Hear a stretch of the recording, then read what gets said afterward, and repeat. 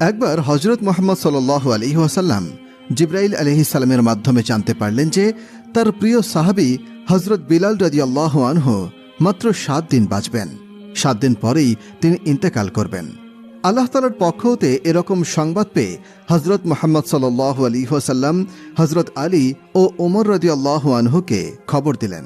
তারা আসার পর বললেন, হে আমার সাহাবীরা, আমি জানতে পারলাম আমার প্রিয় সাহাবী হজরত বেলাল আর মাত্র 7 দিন বেঁচে থাকবে। 7 দিন পরই এই দুনিয়া থেকে সে চিরতরে বিদায় নেবে। কিন্তু আমি জানি আমার এই সাহাবী এখনো বিবাহের সুন্নত আদায় করেনি।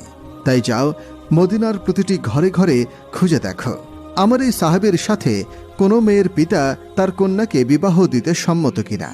তবে সেই পিতাকে তোমরা অবশ্যই বলে দিবে যে বেলাল আর মাত্র 7 দিন বাঁচবে। রাসূল সাল্লাল্লাহু আলাইহি ওয়াসাল্লামের এই নির্দেশ পাওয়ার পর হজরত আলী রাদিয়াল্লাহু আনহু এবং হজরত ওমর রাদিয়াল্লাহু আনহু হজরত বেলাল রাদিয়াল্লাহু আনহুর জন্য পাত্রী খোঁজার উদ্দেশ্যে বের হয়ে পড়লেন। তারা বিবাহের যোগ্যা কন্যাদের পিতাদেরকে বলতে লাগলেন, হজরত মুহাম্মদ সাল্লাল্লাহু আলাইহি ওয়াসাল্লাম তার প্রিয় সাহাবী বেলালের জন্য পাত্রী খুঁজছেন।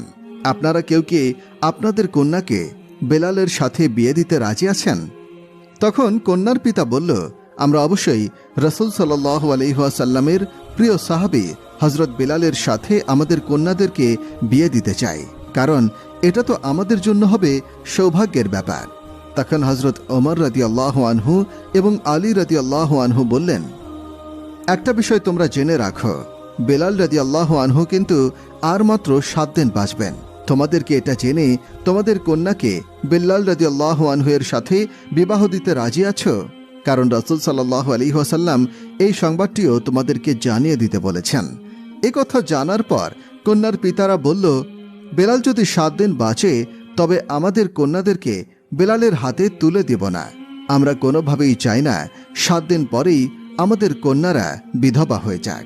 অতঃপর 7 দিন পরে হজরত বিলাল রাদিয়াল্লাহু আনহু এর মৃত্যুর ঘটনা বলায় কোনো পিতায় তাদের কন্যাকে বেলালের সাথে বিয়ে দিতে রাজি হল না। তাই হজরত আলী ও ওমর রাদিয়াল্লাহু আনহু মদিনার পথে পথে বিভিন্ন জায়গায় হজরত বিলালের জন্য কন্যা খুঁজতে শুরু করলেন। কিন্তু তারা কোনো মেয়েকেই খুঁজে পাচ্ছিলেন না। খুঁজতে খুঁজতে তারা একটা সময় একটা জঙ্গলে চলে গেলেন। যে দেখলেন এই জঙ্গলে একজন লোক ঝুপড়ি নির্মাণ করে। তাকে জিজ্ঞাসা করলেন, আপনার কি বিবাহযোগ্য কন্যা আছে? তাদেরকে দেখে ওই ব্যক্তি বলল, হে আল্লাহর প্রিয় বান্দাগণ, আপনারা আমার মতো নিতান্তই একজনের বাড়িতে কেন আগমন করলেন, আমি কি জানতে পারি? প্রতিউত্তরে তারা বললেন, আমরা রাসূল সাল্লাল্লাহু আলাইহি ওয়াসাল্লামের নির্দেশে হজরত বেলালের জন্য একজন পাত্রী খুঁজছি। তখন সেই ব্যক্তিটি বলল, যদি তাই হয় তাহলে আমার একজন উপযুক্ত কন্যা আছে। আল্লাহর রাসূল সাল্লাল্লাহু আলাইহি ওয়াসাল্লামের প্রিয় সাহাবী বেলাল রাদিয়াল্লাহু আনহু এর মতো একটা ছেলের কাছে আমার কন্যাকে যদি বিবাহ দিতে পারি তাহলে তো মনে করি সেটা আমার জন্য সৌভাগ্যের বিষয় হবে। এরপর হজরত আলী ও ওমর রাদিয়াল্লাহু আনহুম বললেন, দেখুন, একটি শর্ত আছে। রাসূল সাল্লাল্লাহু আলাইহি ওয়াসাল্লাম বলেছেন, আপনাকে যেন সে বিষয়টি জানাই। বিলাল রাদিয়াল্লাহু আনহু মাত্র 7 দিন বাঁচবেন। এরপর তিনি এই দুনিয়ার মায়া ত্যাগ করে চলে যাবেন। এ কথা শুনে ওই ব্যক্তিটি বলল, তাহলে আমি আমার মেয়েকে হজরত বেলালের সাথে বিবাহ দিব না। মাত্র 7 দিন পর আমার মেয়ে বিধবা হবে, এটা আমি চাই না। কিন্তু এই 3 জনের কথা দূর থেকে একটি মেয়ে শুনতে পাচ্ছিল। সে হলো ওই ব্যক্তির মেয়ে। পিতার মুখে এমন কথা শোনার পরে সে এগিয়ে এলো এবং সে শুনল তার পিতা নবীর সাহাবীর সাথে বিবাহের বিষয়টি বাতিল করে দিচ্ছেন। সে কাছে এসে বলল, আব্বাজান, আমি এই বিবাহে রাজি আছি। আপনি কিভাবে এরকম বিবাহের পয়গাম প্রত্যাখ্যান করতে পারেন, যে পয়গাম আল্লাহর রাসূল সাল্লাল্লাহু আলাইহি ওয়াসাল্লাম নিজে থেকে পাঠিয়েছেন? আব্বাজান, আমার জীবনে যত কষ্টই আসুক না কেন, রাসূল সাল্লাল্লাহু আলাইহি ওয়াসাল্লামের এই নির্দেশ আমি পালন করতে চাই।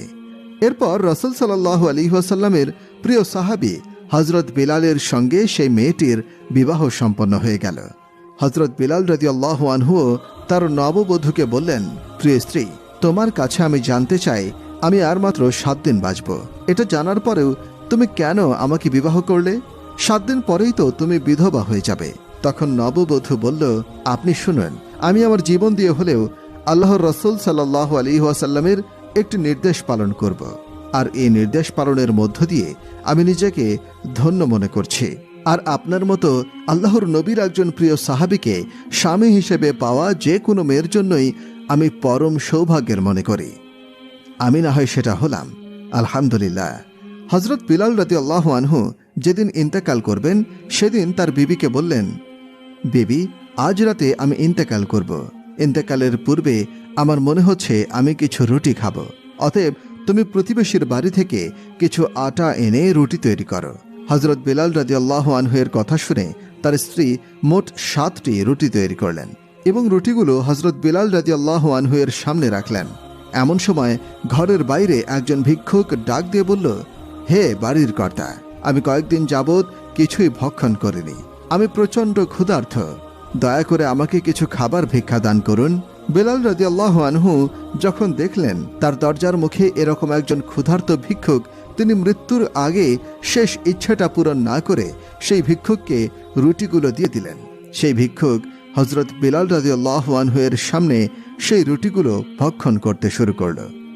যখনই হযরত বিলাল রাদিয়াল্লাহু আনহু এর জান কবজের সময় হয়ে গেল, তখনই মালাকুল মাউত হযরত আজরাইল আলাইহিস সালাম উপস্থিত হলেন।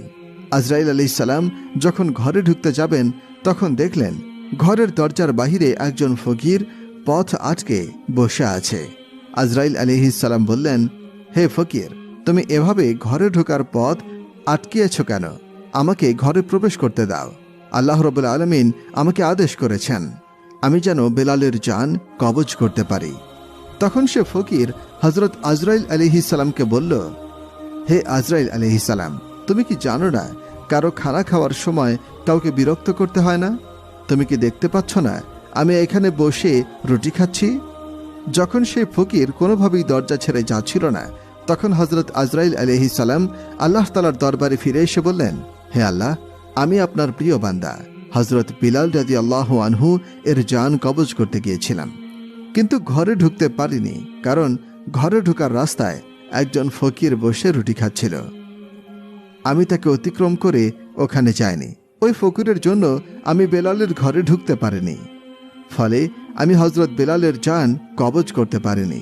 তখন আল্লাহ রাব্বুল আলামিন হযরত আজরাইল আলাইহিস সালামকে বললেন, হে আজরাইল, হযরত বিল্লালের দরজার মুখে যে আহার করছে সে আমার অত্যন্ত প্রিয় একজন বান্দা, অতএব খবরদার, তুমি তার সাথে কোনো প্রকার বিয়াদবি করবে না। তুমি যাও, যে তাকে আদবের সাথে জিজ্ঞাসা করো যে সে কি চায়। যদি তার কোনো দাবি থাকে তবে তার দাবি পূরণ করে হযরত বেলাল রাদিয়াল্লাহু আনহু এর জান কবজ করবে। আল্লাহ তাআলার নির্দেশ পেয়ে হযরত আজরাইল আলাইহিস সালাম আবার হযরত বেলাল রাদিয়াল্লাহু আনহু এর বাড়ির সামনে আসলেন। এসে যথারীতি দেখলেন হযরত বেলাল রাদিয়াল্লাহু আনহু এর দরজার মুখে সে আল্লাহর বান্দা বসে বসে রুটি খাচ্ছে। তখন হযরত আজরাইল আলাইহিস সালাম তাকে বলল, হে আল্লাহর প্রিয় বান্দা, তুমি কি চাও বলো? কি করলে তুমি হযরত বেলাল রাদিয়াল্লাহু আনহু এর ঘরের দরজার মুখ থেকে সরে যাবে? আল্লাহ রাব্বুল আলামিন বলেছেন, তুমি যা চাইবে তাই পাবে। আর আল্লাহ তাআলা বলেন, যে 1 গুণ দান করল তার 10 গুণ হয়ে যাবে। আর আমি চাই এই 7টি রুটির বিনিময়ে বেলালকে 70 বছরের হায়াত দান করা হোক। এই কথা শুনে হযরত আজরাইল আলাইহিস সালাম বললেন, এটা তো অসম্ভব। আল্লাহ রাব্বুল আলামিন আমাকে হযরত বেলাল রাদিয়াল্লাহু আনহু এর জান কবজ করতে পাঠিয়েছেন, আমি কিভাবে তার হায়াত বাড়াবো? অতঃপর তার জান কবজ করে আল্লাহর হুকুম আমাকে পালন করতেই হবে। এছাড়া অন্য কিছু আমার কাছে চাও। এছাড়া তুমি যা চাইবে আল্লাহ রাব্বুল আলামিন তোমাকে তাই দিবেন। তখন সেই ফকির বলল, দেখো, আমি এছাড়া আর কিছুই চাই না। দুনিয়ার কোনো ধন সম্পদ ও পার্থিব কোনো সুখ শান্তির আশা আমার নেই। আমি চাই রাসূল সাল্লাল্লাহু আলাইহি ওয়াসাল্লামের প্রিয় সাহাবী হযরত বেলালের হায়াত 70 বছর পর্যন্ত বৃদ্ধি করে দেয়া হোক। তখন আজরাইল আলাইহিস সালাম বললেন, তোমার এই দাবি আমি কোনোভাবেই পালন করতে পারবো না। আল্লাহ তাআলা হযরত বেলালের জান কবজের জন্য আমাকে পাঠিয়েছেন, অতএব আমাকে তার জান কবজ করতেই হবে। তখন সেই ফকির বলল, আজরাইল, আল্লাহ তাআলা পারেন না এমন কোনো কাজই নেই। আল্লাহ তাআলা যদি হযরত বেলাল রাদিয়াল্লাহু আনহু এর হায়াত 70 বছর পর্যন্ত বৃদ্ধি না করেন, তাহলে আমি 70 বছর পর্যন্ত হযরত বেলালের দরজার মুখে এভাবে বসে রুটি ভক্ষণ করব। আর এভাবে তুমি হযরত বেলালের ঘরে প্রবেশ করতে পারবে না এবং তার জানও কবজ করতে পারবে, কারণ আমি এখান থেকে সরব না। রাসূল সাল্লাল্লাহু আলাইহি ওয়াসাল্লাম এক হাদিসে বলেছেন, এই দুনিয়াতে আল্লাহ তাআলার এমন কিছু বান্দা রয়েছে যদি তারা আল্লাহর নামে শপথ করে এবং এমন কোনো কথা বলে দেয়, তখন আল্লাহ তাআলা অবশ্যই সেই বান্দার দাবি পূরণ করে। হযরত বেলাল রাদিয়াল্লাহু আনহু এর সামনে যে ফকির বসেছিলেন, তিনি ছিলেন আল্লাহ ও তার রাসূলের পাগল হযরত ওয়াইস কুরনি রহমতুল্লাহ আলাইহি। হযরত ওয়াইস কুরনি রহমতুল্লাহ আলাইহি যখন হযরত বেলালের হায়াত বৃদ্ধির জন্য দাবি করে বসলেন, তখন আল্লাহ রাব্বুল আলামিন এই দাবি আর পূরণ না করে পারলেন না। তখন আল্লাহ তাআলা হযরত আজরাইল আলাইহিস সালামকে ডাক দিয়ে বললেন, হে মালাকুল মাউত আজরাইল, আমার প্রিয় বান্দা ওয়াইস কুরনি একটি দাবি করে বসেছে, আর আমি এই দাবিটি পূরণ করব না, এটা কি করে সম্ভব? হে আজরাইল, তুমি ফিরে আসো, আমি আমার বান্দা ওয়াইস কুরনির দাবি মঞ্জুর করি। হযরত বেলালের হায়াত